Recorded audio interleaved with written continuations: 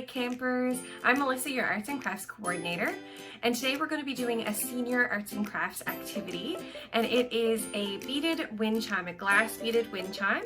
So this is my example right here. It's on this kind of piece of a branch, and then you can see that the beads are down here, and when they hit together is kind of when they make that nice little jingle from a wind chime. So this could easily go outside. You could put it in a window. All the glass beads will kind of reflect the light, or you could certainly hang it in your bedroom or somewhere inside as well. Yours might look just like mine, or it might look really different, and that's okay. You can be creative with it. So now let's get to the making. The materials that we need for our wind chime would be our beading wire. If you find that your beading wire is kind of tangled up in your bag, just really gently untangle it. It'll come apart really easily, but if you pull on it, you're going to make knots and it'll be hard to get apart. We are going to need our twine. We are going to need our branch, as well as our glass beads in the little baggie in our kit. And then from our general arts and crafts bag, we want to grab our scissors. You might want to have your permanent marker. And of course, you will want your tablecloth to kind of cover up your working area so that you don't make a mess. The first thing that you're going to do is grab your beading wire, and you're going to cut this into however many pieces that you want to hang from your wind chime. I'm using 5 in my example, so I have a longer one in the middle and they get shorter as they go to the ends. So I'm going to cut off a piece of beading wire. You want to leave enough room to make sure that you can finish the ends on the top and the bottom. And then we're going to start the wire from the bottom and kind of keep all the beads from falling off, and then we'll join it to the branch once we get to the top. So to create the bottom, you want to grab one of your larger beads, so we'll make sure that none of the others fall off the bottom, and you're just going to put it on the end of your beading wire. You want to leave enough at the end so we can finish it.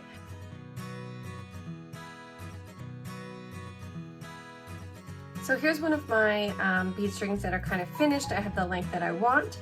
So what I'm gonna do now is bring over my branch, and I already have 4 strings of beads on the branch.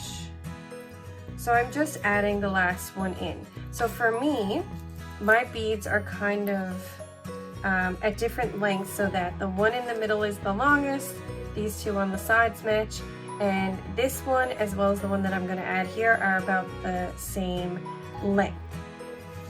So up at the top of the branch, these are really easy to join on because of the wire. So you're going to take the wire that's beaded, and you're just going to wrap the wire around the branch and wherever that you want it, and pretty much the same thing that we did down at the bottom. You're going to wind it around as tight as you can to make sure that it doesn't budge.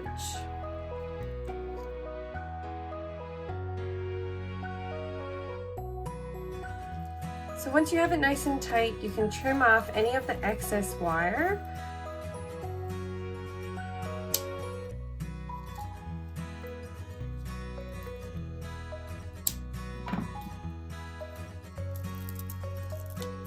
And now all that's missing is our hanger.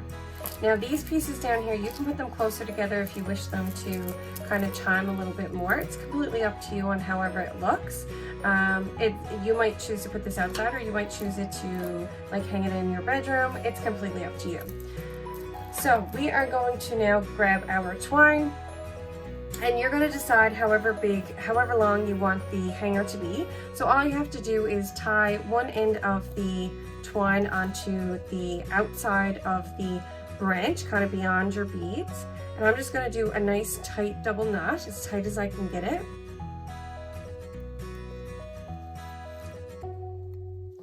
And then you're going to tie the other side, same thing on the other side of the branch, and you can make this as long or as short as you want, depending on where you're going to hang it.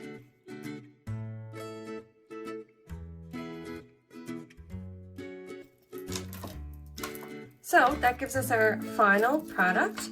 You can hang this wherever you'd like. If you want, you can always use a permanent marker to make some decorations on the branch. I like it kind of natural looking just with the glass beads, and they'll kind of shine in the sunlight when it hits them, and they'll also make that nice nice chiming noise when the wind kind of catches them and they kind of swing back and forth.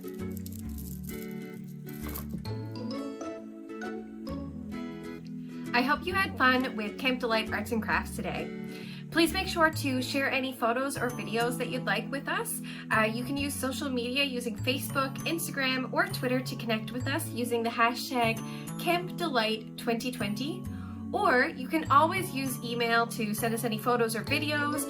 Our camp email address is campdelight@candlelighterSNL.ca. We look forward to hearing from you. See you next time.